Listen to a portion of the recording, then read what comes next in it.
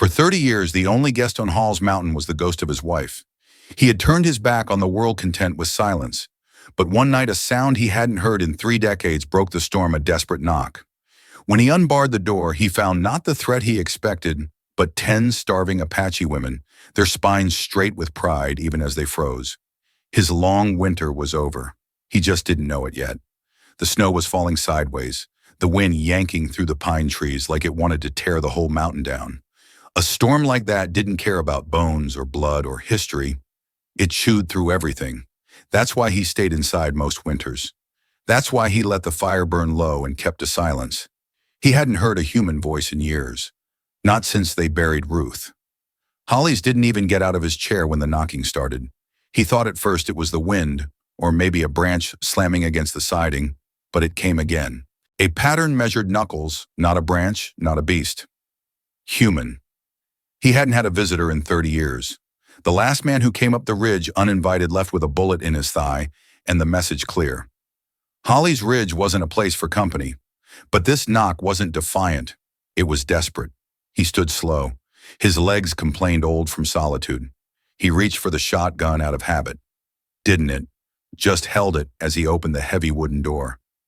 10 women stood in the snow blankets, soaked through hair, stiff with ice, their faces hollowed by starvation, but their spines somehow still straight. The one in front, barefoot, spoke first, but not in English. Her voice was from cold, and she held something beneath her blanket like a child or a wound.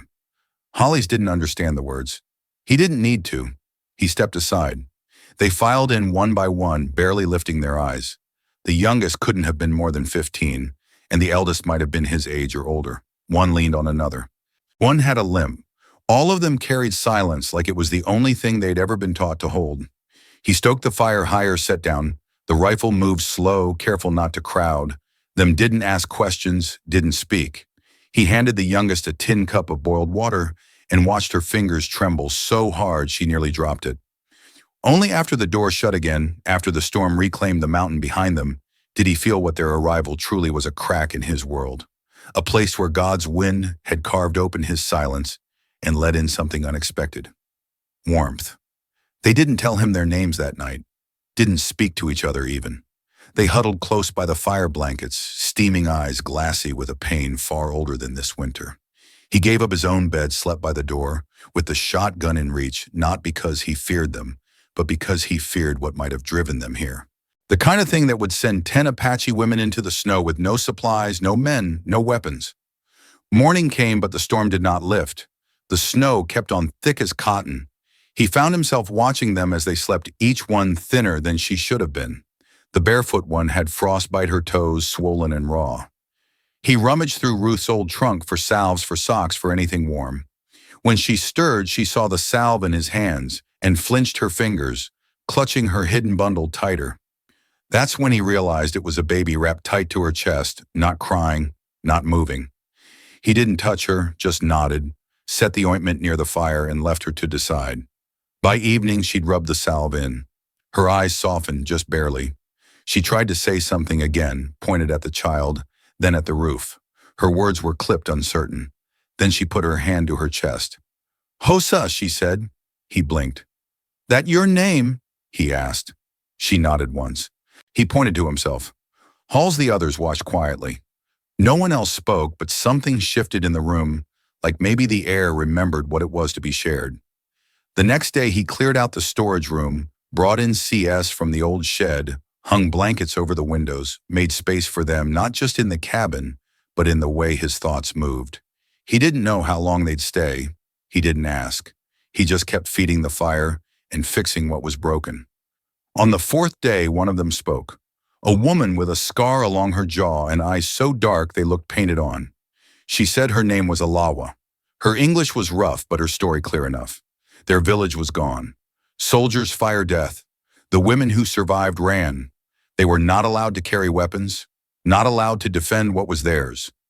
They had walked for days, lost 3 sisters to the cold, buried them beneath rocks, and didn't cry. There was no time for crying, only surviving. And now here they were in a white man's cabin, trusting a stranger, because the world gave them no other choice. He listened then, went out and slaughtered a goat-made stew, fed them until they stopped shaking. That night he sat with his Bible in hand, flipping pages he hadn't read in years. He didn't look for verses, just let the paper sound fill the room. One of the girls, Taita, came close and sat beside him. She didn't say anything, just watched him, her eyes locked on the way his fingers turned each page. God's words, he murmured, not even sure she understood. She reached out and touched the leather cover, then softly safe. He wasn't sure if she meant the book or the cabin or him, but the words stayed in his chest long after she returned to her place by the fire. Weeks passed. The women began to mend. Hosa's baby named Nanton finally cried. A good sign, they said he was alive, just weak. Holly's built a new stove with an oven. They baked bread, laughed sometimes. The older women helped, so the younger ones chopped wood. Hosa began to smile. But peace never lasts. Not in places where men want power more than they want decency. Tracks appeared in the snow. Boot prints, horseshoes, 2 days in a row. Halls didn't sleep that night. He oiled the rifle, sat on the porch long past midnight. When Hosa came to him holding the baby and asking if something was wrong, he just nodded at the woods. Someone's watching, he said. She didn't ask who, she already knew. The wind had softened overnight, but it carried with it a weight that wasn't weather. Holly's could feel it in his bones. The kind of stillness a man learns to fear, especially after living 30 years with no company but the mountains. That quiet, unnatural pressing was always a warning. He rose early. The tracks had returned, this time closer. Not just riders skirting the woods, but boot prints at the edge of his clearing. Someone had come as close as the smokehouse and turned back. Holly's didn't have to guess why. He knew what kind of men scouted like that. The kind that liked fear. The kind that didn't expect anyone to fight back. Least of all, a blind old rancher and 10 starving women. But they didn't know Halls. Not yet. He called Alawawa and Hosa outside and showed them the tracks. We've got eyes on us. Might come closer next time. He didn't try to scare them. Just truth, plain and clean. Aloa's jaw clenched and Hosa pulled Nanton tighter to her chest, but neither woman turned to run. Aloa spoke first. We stand or we vanish. He nodded. Then we prepare. The cabin wasn't a fortress, but he built it solid. He reinforced the shutters, stacked firewood against the lower windows, and set snares around the perimeter, not for rabbits this time, but for boots. Hosa and the older women sharpened kitchen knives and kept them near. The younger ones hauled water from the well and filled every basin, barrel, and pot in case the pump was damaged. It wasn't much, but it was more than nothing, and it gave them purpose. That mattered. Night came heavy. No one slept. They took turns watching. Holly sat in his chair by the door, shotgun, resting across his knees, ears, straining for any crunch of snow. When he closed his eyes, he didn't dream of Ruth for once. He dreamed of the fire outside being stamped out one boot at a time by shadows he couldn't see. He woke with a start before dawn. Smoke real this time, not from his chimney. He rushed outside. The smokehouse was burning flames, licking through the roof like tongues. The meat days of work was ruined. But that wasn't the worst of it. At the edge of the clearing stood 3 men on horseback. They didn't shout. They didn't move forward. Just watched as the building collapsed in on itself. One of them raised a hand, mocking a kind of twisted wave, and turned his horse with slow arrogance. Gone before Holly's could even reach for his rifle. But the message was clear. We know you're here. We know you're hiding something, and we'll be back. Aloa cursed softly in her native tongue. Holly's didn't ask what she said. He didn't need translation. Hosa had tears in her eyes, not from fear, from fury. He looked at her, then at Nanton, who had begun to cry again. This won't stop here, Holly said. They're testing us, seeing how far they can push. Allow, drew in a breath. Then let them push, we'll push back. Holly's admired her steel, but deep inside he knew the odds. 10 unarmed women, a baby, an old man, no town nearby, no sheriff to ride for, no help coming, just them. A burned-out smokehouse in winter pressing in. Still he'd stood his ground before. He'd bury men if he had to. He taught the women how to reload, let them take turns holding the shotgun, feeling the weight. He handed Hosa a revolver with 3 rounds left and showed her how to aim. Only if you have to, he said. But if you do, don't miss. She nodded without flinching. That night they slept in shifts again, but the attack didn't come. 2 days passed. The smokehouse still smoldered. The air stank of ruin. Holly's caught one of the girls, Taita, crying behind the shed. He sat with her in silence, watching the snow fall between the trees. "They burned it to scare us," she whispered. "Did it work?" he asked. She looked up. "No, but it made me sad." He put a hand on her shoulder. "Being sad don't mean being weak." Another 2 days, then the baby wouldn't stop crying. He was running hot fever high. Hosa begged for help, tears falling as she rocked him. "He's too small," she whispered. "He won't last." Hollis didn't say anything. He didn't have medicine, but he remembered something Ruth used to do. He boiled willow bark into tea, rubbed his palms with pine tar, and let the steam coat the child's chest. Hosa watched every move like she was memorizing salvation. Nantung coughed, whimpered, then quieted again. By morning, the fever broke. Hope returned, fragile but alive. That evening, as Hollis fixed the hinge on the front door, a single arrow landed in the snow near his boots. No sound, no warning, just a shaft of wood and flint quivering in the cold. He crouched slowly, picked it up, and turned it in his fingers. Apache make, but not theirs. He carried it inside and showed Alawa. She turned pale. "That tribe hates us. They think we betrayed them by running. That arrow means they're watching too." It wasn't just the white men now. It was their own people. No one wanted them. No one but Halls, and maybe not even him, if the outside world had a say in it. He threw the arrow into the fire and sat down hard. "No one's coming to save us." Aloha didn't argue. Hosa came and sat beside him. She placed her hand on his thin fingers, barely warm. "But you saved us once." He looked at her, really looked. Not just her face, but the strength behind it. A mother, even if she was barely older than a girl, a survivor. "I just opened the door," he said. "You opened your heart," she replied. He didn't answer. Couldn't. That night he prayed. First time in years, not loud, not with words, just a silent whisper toward heaven, asking for strength, for fire, for mercy, not for himself, but for them. In the middle of that prayer, he heard a sound outside, crunching snow. He grabbed the rifle, opened the door, and standing there was a boy, Apache, maybe 12, thin as a shadow. He didn't speak, just held out a bundle of dried meat, laid it at Holly's feet, then ran gone like smoke. Holly stood frozen. A warning, a gift, or a test. He took the meat inside, watched the fire burn low, and wondered if maybe the mountain wasn't finished with them yet. The bundle of meat lay on the table untouched. No one dared speak of it, but all of them watched it. 10 pairs of weary eyes and one man's silence. Hollis kept glancing toward the door, toward the place where the boy had vanished into the dark. The wind had covered his tracks before morning, leaving no trace behind, as if the child were a ghost. They didn't eat the meat, not yet. Not until they were sure it wasn't a message in disguise. Hollis didn't sleep much that night. He sat by the hearth with the rifle across his knees, the fire low shadows dancing across the cabin walls.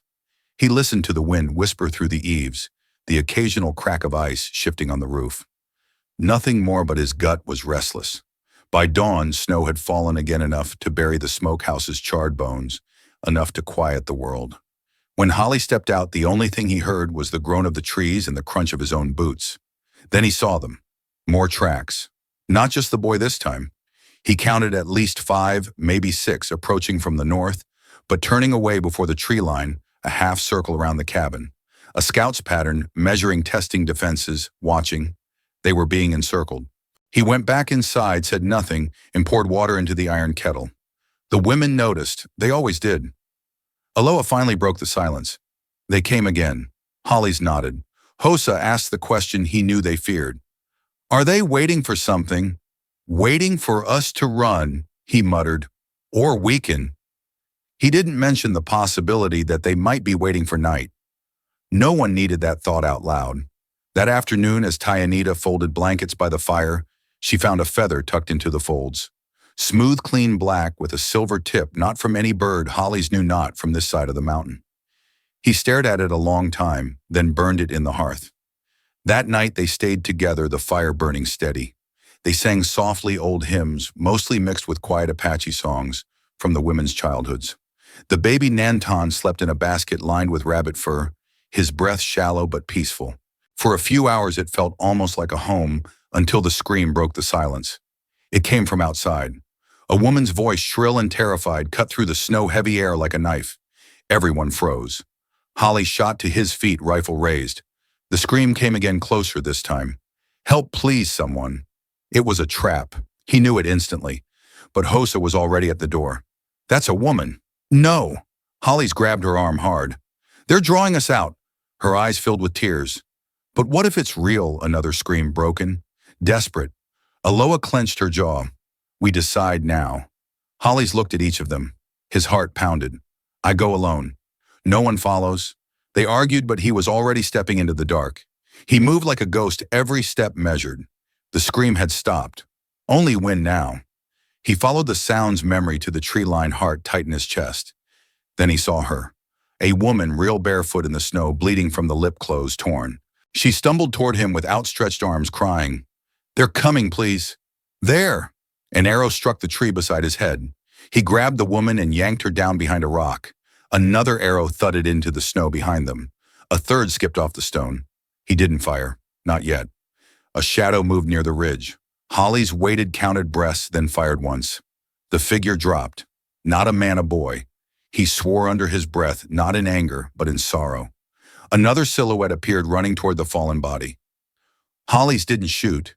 He lifted the wounded woman, blood soaking through her dress, and dragged her back toward the cabin. The women opened the door and pulled her inside. Blood marked the floor. Hosa ripped linen for bandages while Aloha stoked the fire hotter. Hollis checked the girl's pulse, shallow. Her name was Kaya. She was running, Aloha said. From someone or from something worse, Hollis muttered. The woman barely spoke, only one word, brothers. Then silence. She died 2 hours later. The snow outside glowed with moonlight, and Holly stood in it, alone, bearing her beside the smokehouse. No one sang this time. No prayers, just the thud of his shovel and the breath in his lungs. He marked the grave with a stone. That night, the cabin stayed dark. No fire, no light. They sat in silence, hearing only the wind. But something shifted. The next morning, the baby wouldn't stop crying. Not Nansen, another one. When Hosa opened the door, she found a bundle of fur on the steps. Inside it, a newborn girl, clean wrapped, left gently, and another feather. This one white. The message was clear. You've killed one of ours, but you saved one too. They were being tested, watched, judged. Hollis took the child in his arms. She was quiet now, eyes closed, skin still warm from wherever she'd come. What now? Hosa whispered. We name her, he said, and we raise her, same as the others. He didn't ask the women what they thought. He didn't need to. By that night, they were boiling goat's milk and feeding the child by spoon. Nanton stopped crying when she lay beside him, as if he recognized her. They named her Alisi. 3 nights passed with no movement, no tracks, no arrows. Hollis worried more than ever. The silence was worse than the threat. On the 4th night, something changed. He woke to the sound of voices, not in English, not in Apache, but close enough to recognize Mutter's laughter rustling near the cabin walls. He crept to the window and saw a line of figures moving past the trees, dozens of them, torches, spears, and in the center mounted an older man in a white fur coat, face painted red and black.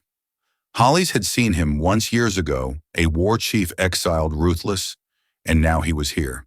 The cabin would not hold, not forever. The first light of dawn didn't warm the mountain. It bled through gray clouds like a warning. Hollis hadn't slept, not a moment. His rifle lay across his lap, the butt worn smooth where his palm had rested all night. Through the frost-lined window, the torches had vanished. The war chief and his procession moved on, or pretended to. The snow outside was untouched. But that was a lie. There were no footprints because they'd covered them. Deliberate, trained. He'd seen Apache scouts do it when he was younger, and he recognized it now. A ghost war. They were circling, testing, closing in. He rose from the chair stiffly, his joints aching from the cold and stillness. The cabin remained quiet. 10 women and 2 babies slept in knots on the floor, leaning against one another for warmth. Hosa's head rested on Aloha's shoulder. Tanita cradled Alisi and Nanton between them, a barrier of arms and old strength. Hollis walked past them without waking a soul. Outside, he scanned the horizon, slow and steady. A rabbit darted across the edge of the woodline. A bird trilled somewhere far off. Too quiet, he spotted a rock freshly disturbed, turned by a footstep still warm beneath the frost. They were being watched, and not just from afar. He followed the ridge east, circling behind the smokehouse, where Ka's grave lay undisturbed under snow and pine needles. He stopped beside it, tipping his hat. A low prayer passed his lips, not a practiced one, just words born from the tired ache in his chest. Then he saw it. Another feather, this one black again, driven into the grave marker. That was no offering, it was a warning. By the time he returned to the cabin, the women were stirring the babies, crying softly. The smell of boiled milk and fresh pine filled the air. It could have passed for peace if it weren't for the tension sitting on every shoulder. They were here again, Holly said, not bothering to wait for silence. On the ridge left, another feather stood wrapping a shawl around her shoulders. Are they trying to scare us out? No, Holly's replied. They're trying to see how far we'll go. Tonita's eyes narrowed. What happens when they find out he didn't answer? Instead, he opened the chest beneath the table and took out the maps, spreading them across the floor. Roots Valleys passes through the canyons. We need to think about leaving. That word hit the room like thunder. They de-worked to survive in this cold. Had rebuilt the smokehouse, patched the roof, planted dried beans inside the root cellar to sprout in jars. Alicia and Nanton were growing, thriving even. And now, just as it felt like home. You mean run, Hosa said quietly. I mean live. But not all of them agreed. We've run enough, Aloha said, from soldiers, from our own, from everyone. I'm not asking you to run, Holly said. I'm asking you to outlive them. He didn't want to leave either. He'd carved this home from stone, and silence built it with grief in his bones. But the war chief wouldn't relent. They were a stain on this mountain in his eyes. A mistake to be corrected. Just think on it, Holly said, finally folding the maps away. That afternoon brought the first real warmth in weeks.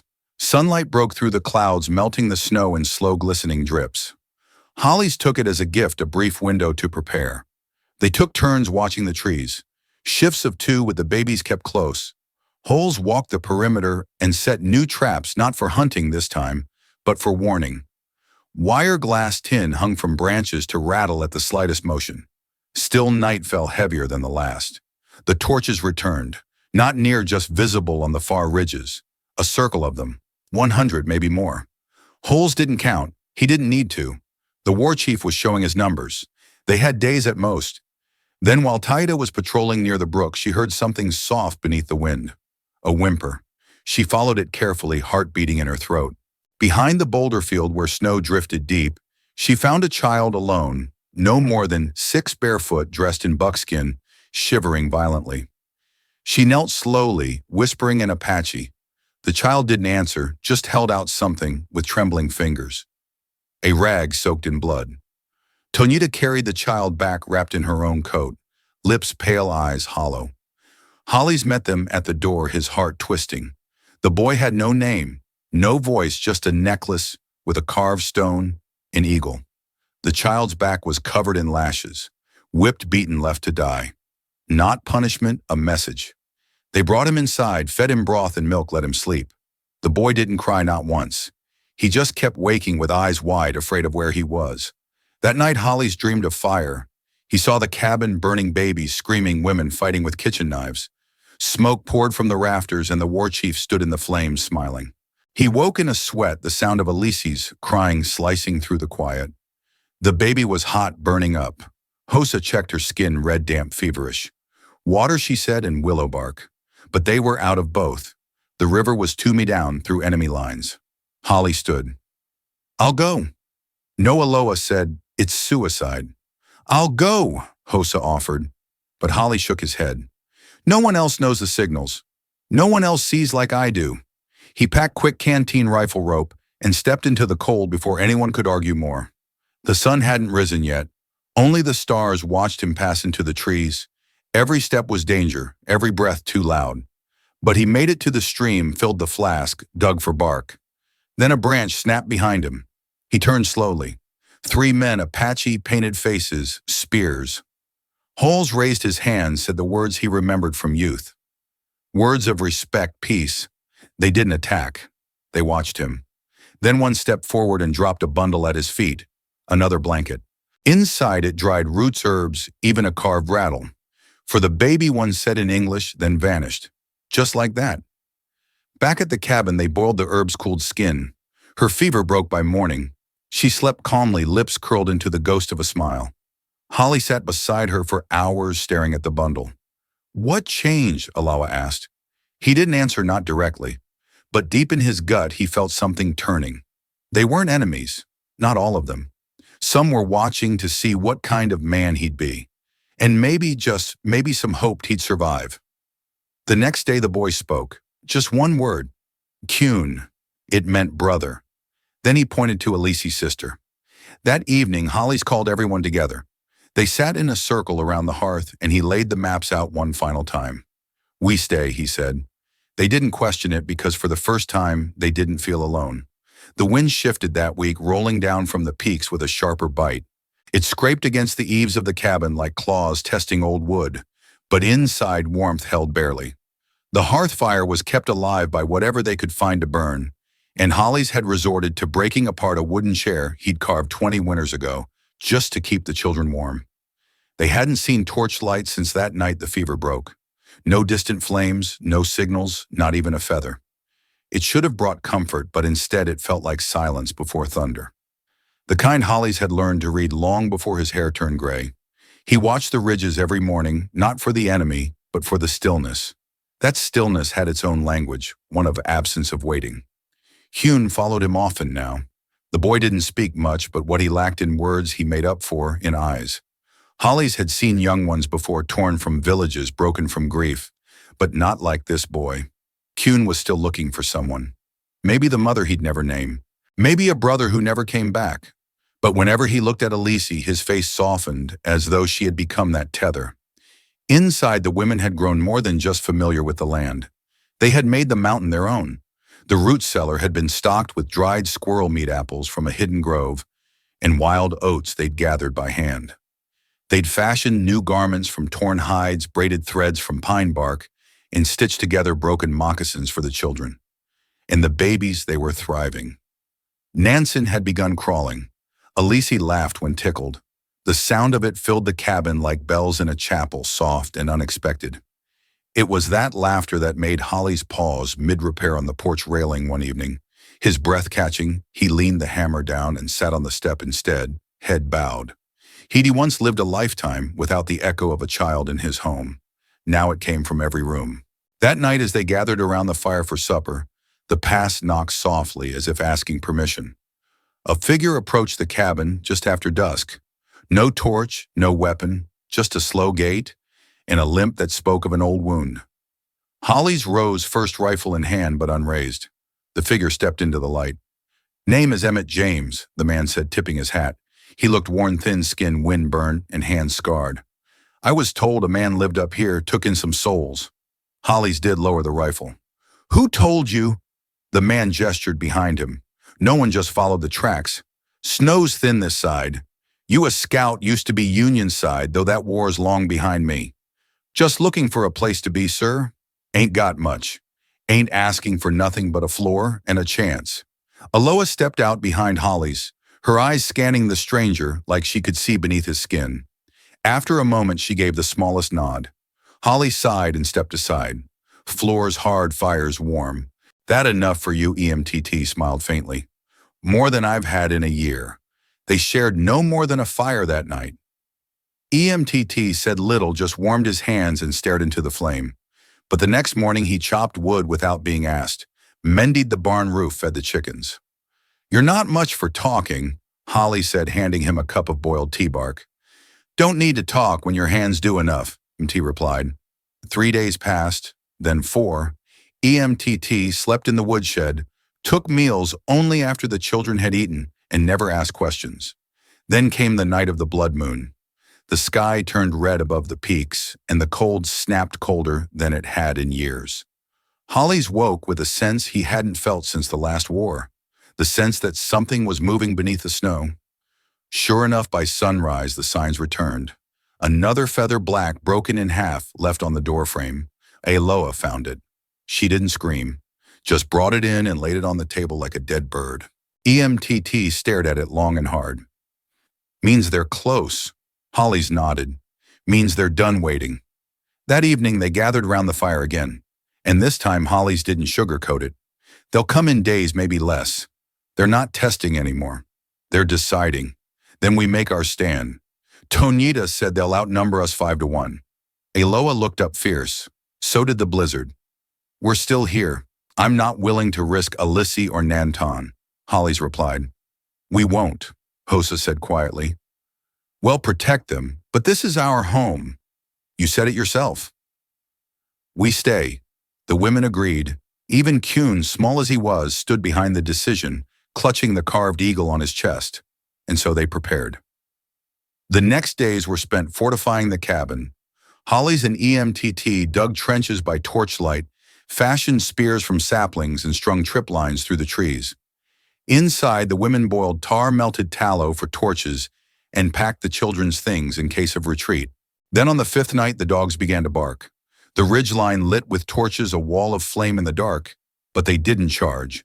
Instead, one man came forward alone, unarmed, draped in black furs, the war chief. Holly stepped out to meet him, rifle across his back, hands empty. You shelter traitors, the war chief said in broken English. You hide them from justice. They're not traitors, Holly's replied. They're survivors. Same thing. What do you want? The chief pointed to the cabin. The children, the women, they return with me. They'd rather die. The chief's face didn't change. That is allowed. Holly stepped forward. You'll have to kill me first. The chief smirked. That too is allowed. Then he turned and walked back to the line of fire. That night no one slept. The cabin was filled with silence, broken only by the occasional crackle of the hearth and the soft breathing of babes. At midnight, snow began to fall thick fast, hiding the world. And then came the war cries. They rushed like ghosts from the trees, silent until they were. EMTT fired the first shot, then Halls. The women moved like smoke, herding the children to the root cellar, while the men held the door. Screams, fire, snow turned red, but they didn't fall. Every man who stepped inside the cabin met steel or lead. Aloha drove a carving knife through the throat of one. Hosa cracked another's skull with a log. Hours passed, then silence, and then a scream from the woodshed. Hollies ran, slipping in the blood-slick snow. Inside, Emmett lay wounded badly. But beside him stood Kuhn, holding a blade, eyes wide but steady. The boy had saved him. And outside, as the first light broke over the mountain, the torches flickered out. They were gone, scattered. Hollies dropped to his knees in the snow, breathless. Behind him, the cabin still stood, burned-scarred but standing. Inside, life stirred. The babies cried, and for the first time in 30 winters, the mountain felt like home to more than one. The battle was over, but its echoes remained. The snow around the cabin didn't melt for days. It held the stain of what had been fought for, lines of red, where blood had soaked through and frozen in jagged, violent shapes. The roof had been singed, 2 walls splintered by axes, and half the root cellar had collapsed beneath the tremors of men's boots. But the cabin stood. The people inside it stood too shaken, bruised, scraped raw by fear and exhaustion, but they were upright. EMTT lay on the cot for nearly a week, his shoulder stitched by Hosa's careful hands, his face pale from blood loss. He never once complained. When Hollies asked if he remembered the attack, EMTT only gave a slow nod and muttered, "Should have died 3 times before that. Guess I'm still behind on my dues." The women didn't cry. Not until days later. Not until the children were asleep, the door was locked, and the wind was calm enough to allow silence to speak. Tanita held Aloha's hand by the hearth, as both trembled, not from cold, but from everything they had survived. Hosa sat close with the babies bundled in her lap, tears gliding silently down her cheeks. She'd lost family before. She debuted them beneath the same kind of snow. But this grief was different. It came laced with gratitude, with relief. They had made it. Hollies, meanwhile, kept himself moving, fixing what he could, rebuilding what couldn't wait. But there were times he sat still too long, hammer in hand, staring at the empty spot near the barn where one of the enemy had fallen. Not because of the death, but because of what Kuhn had done. That boy, maybe 7 years old, had killed to protect them. Hollies remembered wiping the blade clean, finding the child afterward, huddled in the hay with blood on his hands and nothing in his eyes. Kuhn, he said that night as they sat outside, the stars like frozen tears overhead. "You're not a killer." Kuhn didn't speak. "You did what you had to." The boy blinked. The faintest tear rolled down one cheek, but he didn't wipe it. "You're a protector now," Hollies added more gently. There's a difference. The following morning, the women voted to hold a fire prayer. They gathered in a circle outside the cabin. Not a single word in English was spoken. Aloha lit the fire herself. Hosa and Taita passed around sprigs of cedar and bundles of dried sage. Kuhn stood between them, his small hands folded. Even the babies were silent. Hollies watched from a distance, not intruding. He didn't understand their language, not the words at least, but he knew the meaning. He felt it settle in the air like a benediction. Loss and healing, bound by flame. What had happened here would not vanish, but it would be remembered with reverence. That night the quiet felt deeper, not haunted, not heavy, just full of breath, of space, of rest. And then a sound they hadn't heard in weeks. Hooves. Not many, just one. Holly stepped out to the porch, rifle slung over his back, and waited. A single rider came through the pines, cloaked in a patchwork of buffalo hides and dust. He dismounted slowly, lifting both hands. Greaves. I am name S. Tobias. I was headed to Eden Pass. Heard there was trouble in the high woods. Found a few stragglers down near Broken Needle. Looked like they were running from something they wouldn't name. Holly said nothing, only nodded. You need help up here. Halls considered. We've got mouths to feed, wounds to mend. I can lend a hand. Ain't much good with kids, but I got 2 legs and a spine. You believe in peace, Tobias? The man nodded once. I believe in food on the table and warm fires in the dark. If peace comes with that, then yes. Holly's offered a hand. Then you're welcome. Tobias settled in quickly, quiet, unassuming, but useful. The barn got patched faster. Traps were set deeper in the woods, bringing in more hares and birds. By the 4th day, he had earned even Aloha's trust, a feat Hall didn't take lightly. It wasn't just survival now. It was life, something more than breath and heartbeat. There were mornings when the sun came up over the ridge, and the smell of stew was already drifting through the cabin. Laughter rose more often than coughing. Kun and Alisi had created a game with stones and twigs. The women began carving again, not tools or weapons, but animals' gifts. And Hollies, without announcing it, began something too. On the far side of the cabin, beyond the old woodshed, he laid down stones of foundation. No one asked what it was for until EMTT finally hobbled out and stood beside him. You building a coop? Number A, stable. Number EMTT squinted at the shape. A schoolhouse. Holly smiled faintly. A home. We got one of those. This one's bigger for all of them, with room for more. EMTT chuckled. You planning on talking and more? Hollies didn't answer. He didn't need to. The answer was already in the stone. And then, just as spring hinted its arrival with softer winds and longer sun, the letter arrived. It was delivered by a traitor, a toothless man with frost-bitten fingers and a mule that limped. Somebody said your name down in Pinneross. Ask me to bring this up, he muttered. The envelope was plain. No return, no seal. Hollies opened it slowly, fingers cautious. The message was short. More are coming. 15, maybe more. Young alone. They need somewhere. I remembered the mountain. No name, no date, just that. Holly showed it to Alawa first. She read it once and looked up. Then we get ready, Tanita heard next. 15, she repeated. That's more than this roof can hold. We'll build, Holly said before the thaw. Emmett exhaled a long breath. You sure grieves. That's a lot of mouths. I know you'll need help. I know. Eloa placed a hand on his arm. You're not doing this alone. No, Holly's replied, voice low but firm. We're doing this together. That night the hammer rang again through the mountains. Stones were moved, wood was split, and when the stars rose over the peaks, they didn't shine on a hiding place. Not anymore. They shone on a refuge, a home, a start for the wounded, for the lost, for the ones the world forgot until now. The thaw came early that year. Patches of earth began to appear between the drifts, brown and thawed, and trembling with new life. The sky brightened. No longer a cold sheet of steel, but instead a patient blue. Wind still swept through the trees, but it was gentler now, carrying the scent of pine sap, wet soil, and something older. Hope. Down in the valley where the snow had already melted, a line of figures walked slowly up the slope. 15. Holly saw them before anyone else. He'd taken to walking the ridge every morning just after sunrise, not because he expected them yet, but because it steadied his heart. It reminded him to be ready. And when he saw that thin thread of movement, that line of shapes stumbling over thawing roots and broken rocks, he didn't panic.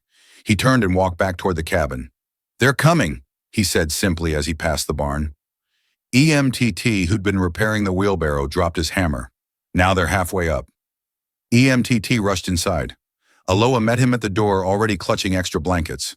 Hosa grabbed dried meat and biscuits from the pantry. Tonita lifted the biggest kettle they had and set it over the fire without speaking.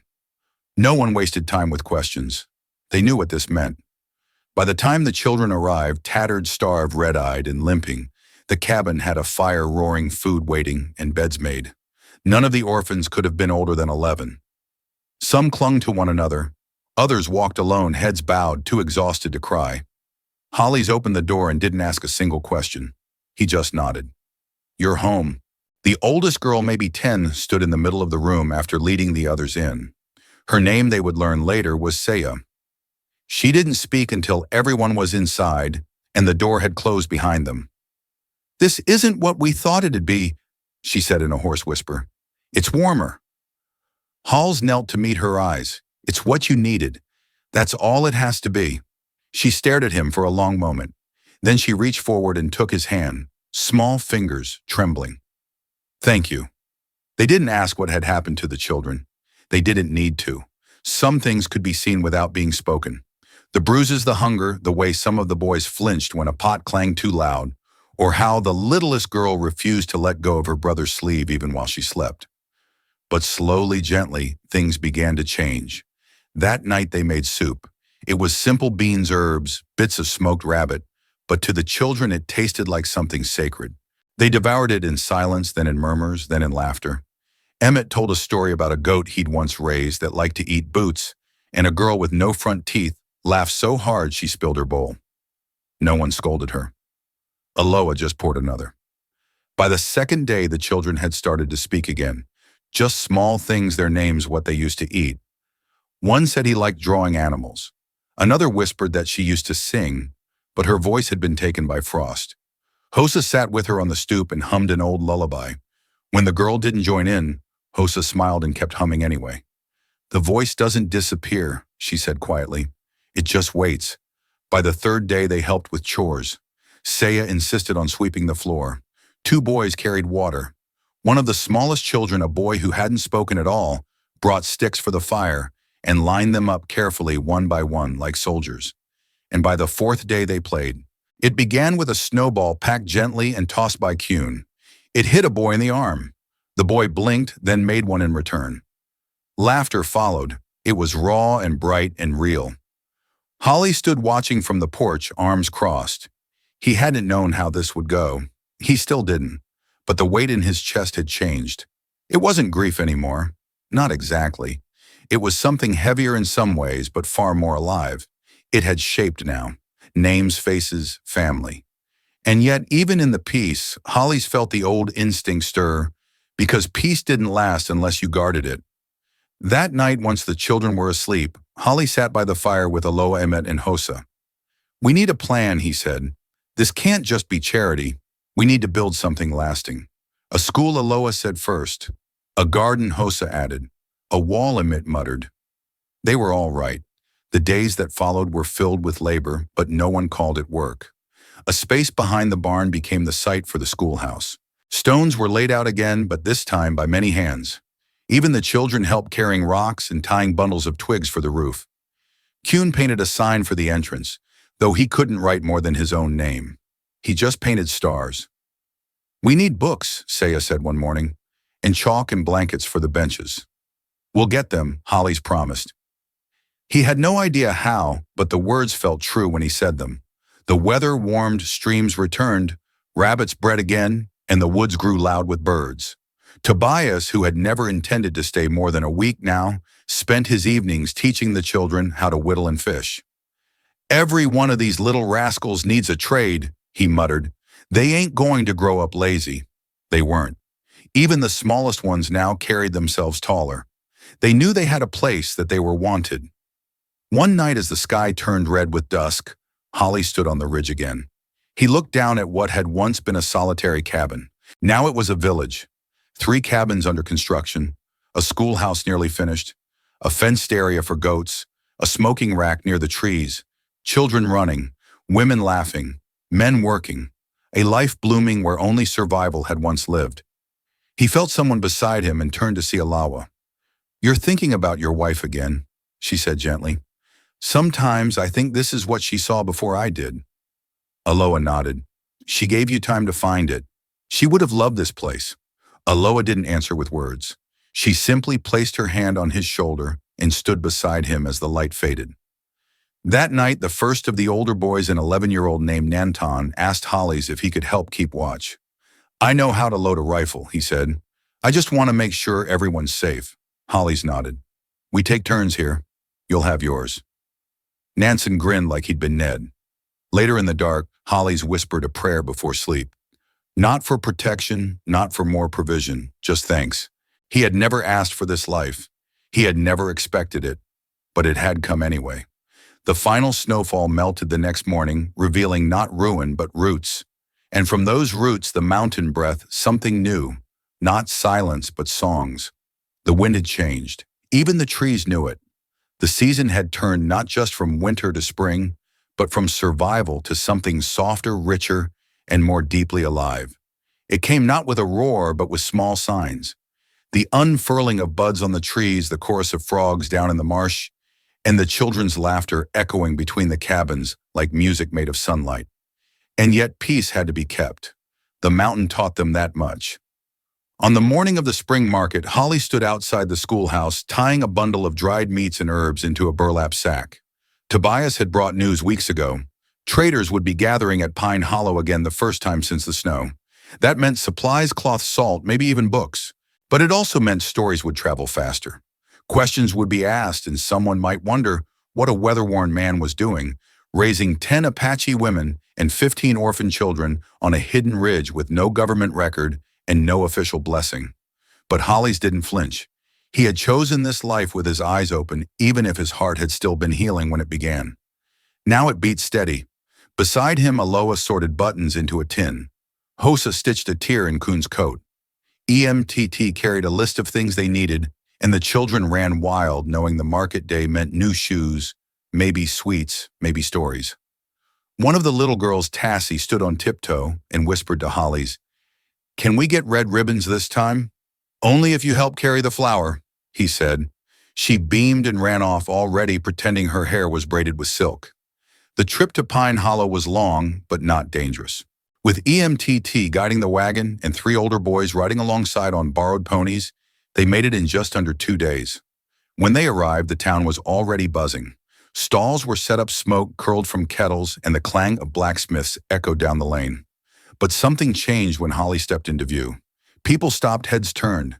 He was remembered after all, not just as the man who'd buried his wife during the blizzard a decade ago, not just as the trapper who used to come down twice a year with hides, and never a word more than necessary. But as someone changed, there were children clinging to the wagon, now girls with long black braids and solemn eyes, boys wearing hand-sewn boots and pride in their spines, and behind them more waited on the ridge. 10 women survivors, builders. Whispers started, but no one stepped forward with trouble.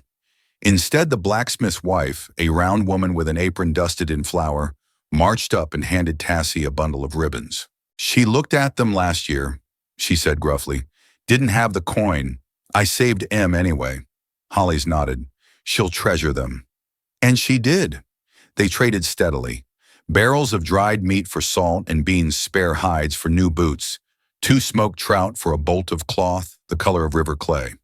But as they were loading the last of it, a man in a fine hat and a long coat stepped out from under a porch and cleared his throat. "Name Assert Klein," he said. "Territorial authority." Hollies turned slowly. "I've heard stories," Bertram said, "about a place up in the mountains, women who don't belong to any town, children with no papers, and a man building cabins without permission." "We're building a life," Holly said evenly. "Not a threat." "That's not always how folks see it," Bertram replied.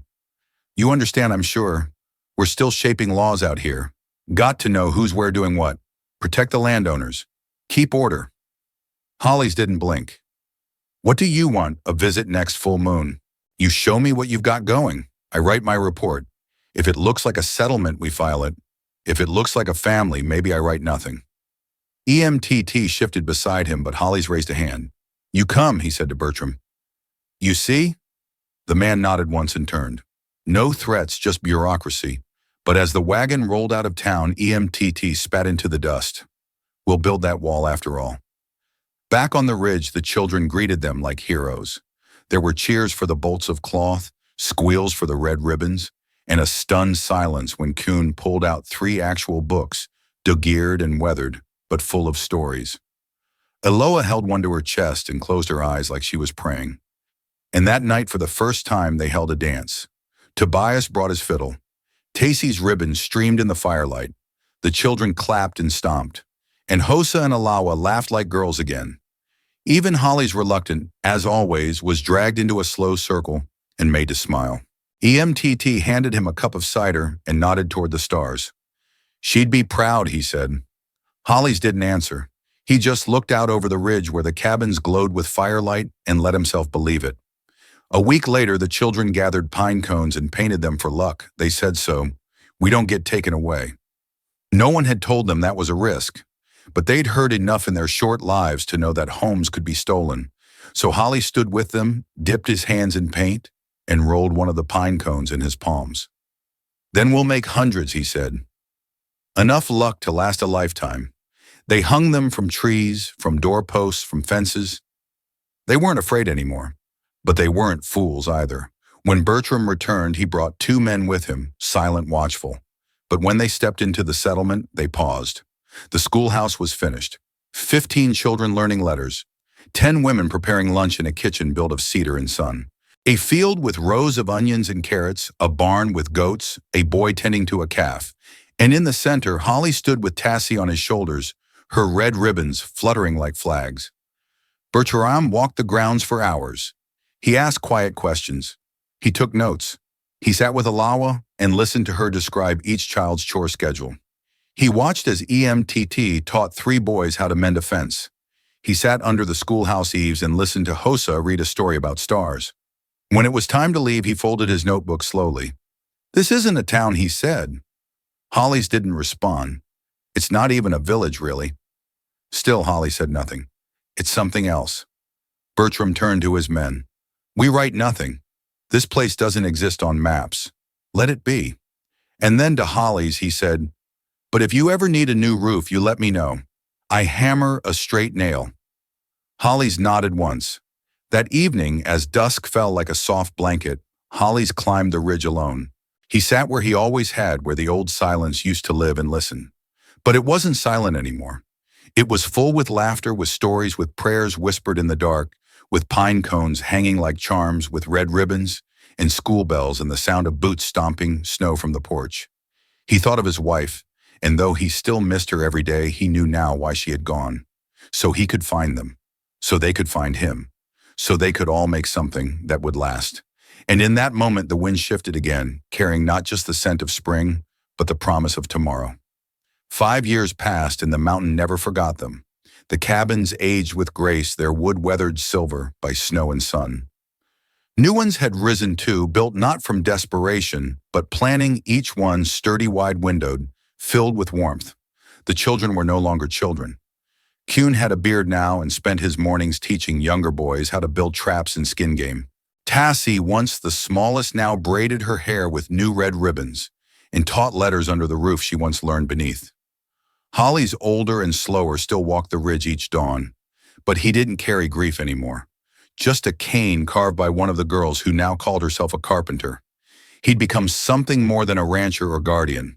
He was legend to those children, root to their branches. Weddings had come babies too. Not his, but his heart stretched enough to hold them. One day Tobias returned white-haired and leaning heavy on his mare, but his fiddle still strapped to his back. Heard the mountain grew a town, he said with a grin. Hollies just smiled. Not a town? No, Tobias asked. Holly shook his head. Family. They sat beneath the old pine where the first shovel once met the earth and watched as young voices echoed up from below. 10, 20, maybe more now. Not blood-bound, but bound all the same. By love, by loss, by shelter, found and chosen.